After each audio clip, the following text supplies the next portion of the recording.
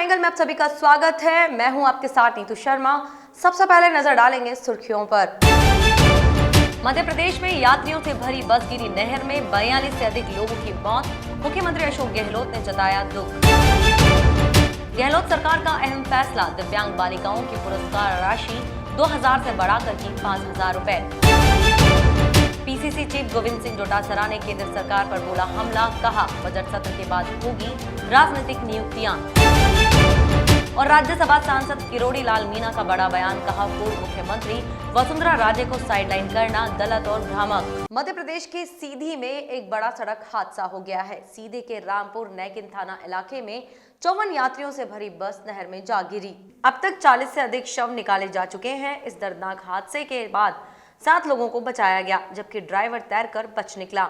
उसे हिरासत में लिया है। मृतकों में एक बच्चा, 18 महिलाएं और 21 पुरुष शामिल हैं। दर्दनाक हादसे को देखते हुए शिवराज सिंह ने गृह प्रवेश कार्यक्रम को स्थगित कर दिया। मृतकों के परिजनों को 5-5 लाख रुपए मुआवजा देने की घोषणा की गई। वहीं राजस्थान के मुख्यमंत्री अशोक गहलोत ने भी हादसे पर दुख जताया है। राहुल गांधी की यात्रा से एक दिन पहले पुडुचेरी कांग्रेस की नेतृत्व वाली सरकार संकट में आ गई है। राज्य में अप्रैल मई महीने में विधानसभा चुनाव होने वाले हैं, जिसके लिए सभी दलों ने तैयारियां तेज कर दी हैं। कांग्रेस के विधायक ए जॉन कुमार ने आज और health minister M Krishna Rao ने कल इस्तीफा दे दिया। पिछले एक महीने में कांग्रेस के कुल 4 विधायक पार्टी छोड़ चुके हैं। इस तरीके से राज्य सरकार अल्पमत में आ गई और राज्य में कांग्रेस की संख्या महज 10 रह गई है।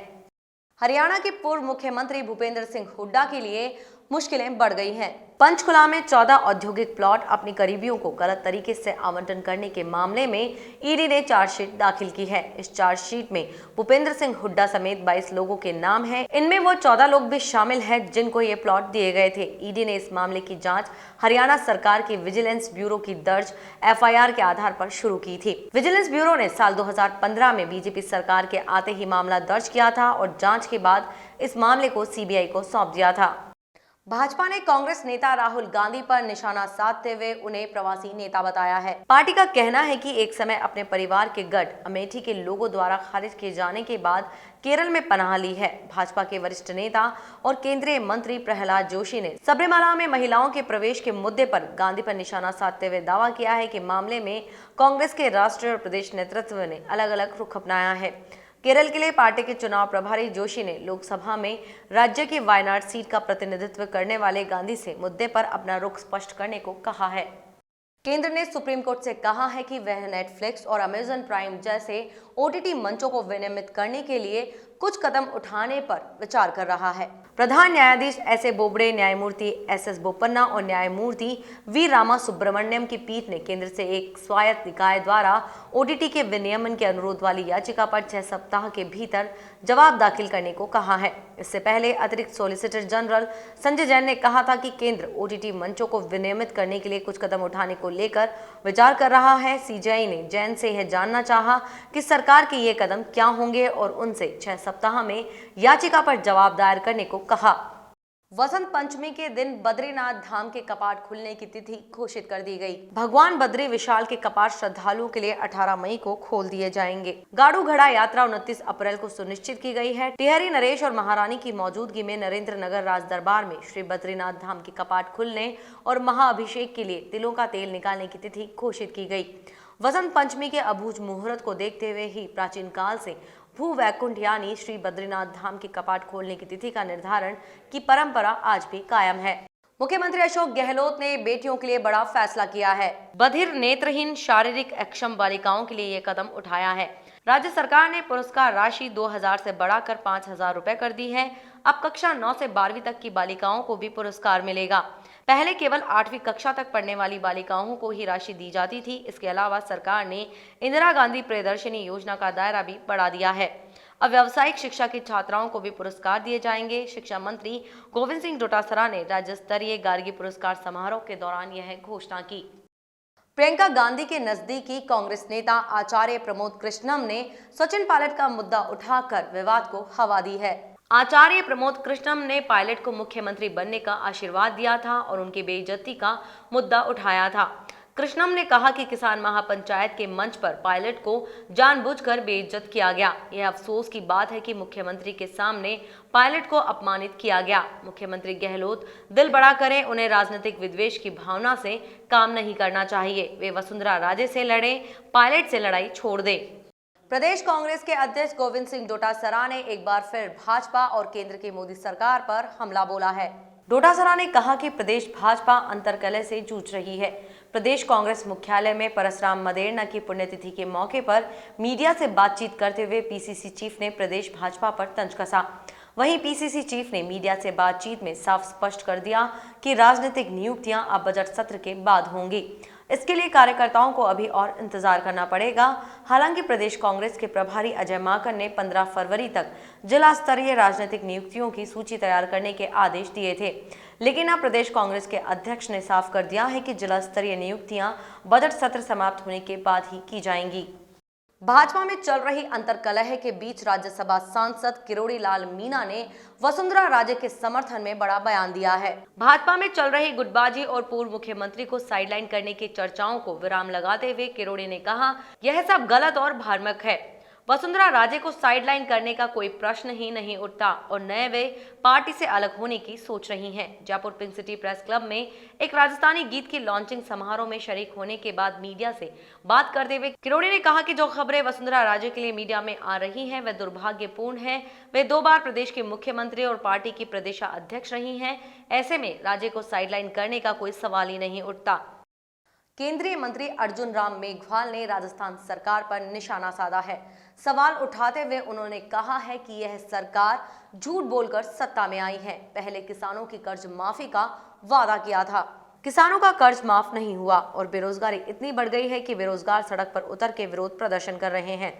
देखा जाए तो प्रदेश में सरकार में 2 गुट बन गए हैं, अशोक गहलोत गुट और सचिन पायलट गुट। अर्जुन राम मेघवाल ने कहा कि राजस्थान में होने वाले उपचुनाव को लेकर बीजेपी अभी से तैयारियों में जुट गई है। मेघवाल ने कहा कि जल्द ही चुनाव की तारीख का ऐलान होगा, साथ ही कौन वहां से बीजेपी का प्रत्याशी बनेगा उसका भी नाम सामने आएगा। राजस्थान में होने जा रहे उपचुनाव में सत्ताधारी कांग्रेस पार्टी के लिए परेशानी बढ़ा सकते हैं। उदयपुर जिले की वल्लभनगर विधानसभा सीट से कांग्रेस पार्टी में अब एक ही परिवार के 2 व्यक्ति टिकट की दावेदारी करते नजर आ रहे हैं। इससे पार्टी कार्यकर्ताओं के साथ आला नेताओं में भी असमंजस की स्थिति है। वल्लभनगर में जहां एक तरफ दिवंगत विधायक गजेंद्र सिंह समर्थक उनकी पत्नी प्रीति शक्तावत को कांग्रेस से विधानसभा टिकट देने की मांग कर रहे हैं, वहीं अब गजेंद्र सिंह के बड़े भाई देवेंद्र सिंह ने भी चुनावी रण में उतरने का मन बना लिया है। शक्तावत ने एक बाकायदा इसके लिए बैठक कर कांग्रेसी कार्यकर्ताओं के साथ शक्ति प्रदर्शन भी किया।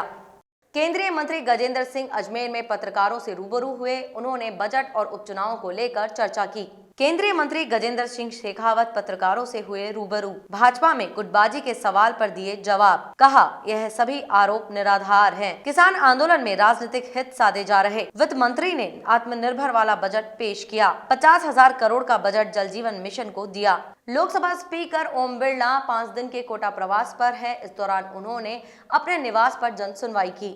लोकसभा स्पीकर ओम बिरला ने जन सुनवाई की। बिजली और अन्य समस्याओं को लेकर पहुंचे ग्रामीण। रीडिंग से ज्यादा आ रहा बिल। कर्मचारी पुलिस केस की देते धमकी। दबाव बनाकर भरवा रहे वीसीआर। लोकसभा अध्यक्ष ने अधिकारियों को दिए निर्देश। चाकसू के कोट खावदा में 19 फरवरी को किसान महापंचायत और राजस पायलट की मूर्ति का अनावरण किया जाएगा। चाकसू के कोट खावदा में होगी किसान महापंचायत, राजस पायलट की मूर्ति का होगा अनावरण। विधायक वेद प्रकाश सोलंकी ने की प्रेस कॉन्फ्रेंस। महापंचायत में सचिन पायलट भी होंगे शामिल। पीसीसी चीफ गोविंद सिंह डोटासरा को भी किया आमंत्रित। बड़ी संख्या में किसान और ग्रामीण होंगे सम्मिलित। सिरोही के शिवगंज में बालिका प्रोत्साहन और गार्गी पुरस्कार का कार्यक्रम हुआ। विधायक संयम लोढ़ा इस कार्यक्रम के मुख्य अतिथि थे। कार्यक्रम के दौरान छात्राओं ने रंगारंग कार्यक्रम पेश किए। कार्यक्रम में विधायक संयम लोढ़ा ने मुख्य अतिथि के रूप में भाग लेकर बालिकाओं को पुरस्कृत किया। उन्होंने कहा कि आज शहरों के साथ ही गाँवों में भी लड़कियां पढ़ लिख रही हैं।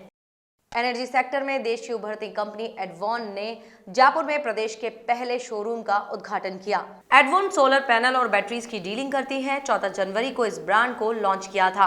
और 10 फरवरी को इस ब्रांड को गुरुग्राम में लॉन्च किया गया है। इस बारे में बात करते हुए कंपनी के सीईओ अवनीश शुक्ला ने बताया कि महज 20 दिनों में ही इसके अब तक लगभग 50 डिस्ट्रीब्यूटर्स भी बन चुके हैं। हालांकि कंपनी का बड़ा मार्केट फिलहाल यूपी और हरियाणा राज्यों में है, लेकिन कारोबार बढ़ाने के लिहाज से राजस्थान में भी कंपनी ने कदम आगे बढ़ाए हैं। उन्होंने आगे कहा कि कंपनी ने फिलहाल सालाना 25 करोड़ रुपए का कारोबार करने का लक्ष्य रखा है, जिसे आने वाले समय में 100 करोड़ रुपए सालाना तक पहुंचाने का लक्ष्य है। अभी 14 जनवरी को हम लोगों ने इस ब्रांड को लॉन्च किया था और अभी 10 फरवरी को हमने गुड़गांव में इस ब्रांड को लॉन्च किया है, तो अभी बहुत नई स्टेज पर है। अभी पिछले 20 दिन में तकरीबन 50 डिस्ट्रीब्यूटर्स के बन चुके हैं और यूपी और हरियाणा हमारे मेजर मार्केट हैं जहां हम ये काम कर रहे हैं। ये गुड़गांव के बाद पहला ऑफिस है राजस्थान पॉला स्टेट है जहाँ पे हम लोगों ने ये काम करना शुरू किया है। इसका आज इनॉग्रेशन हुआ है, कल से यहाँ पे विधिवत बिलिंग शुरू हो जाएगी और हमारा यहाँ 25 करोड़ के करीब का लक्ष्य है जो हम साल में करेंगे और कंपनी का 100 करोड़ का लक्ष्य है जो हम डेफिनेटली पूरा कर लेंगे। तो हमारी जो भिवाड़ी प्लांट्स हैं उनकी कैपेसिटी का 50% हम लोग सिर्फ एडवान में ही ये करने जा रहे हैं।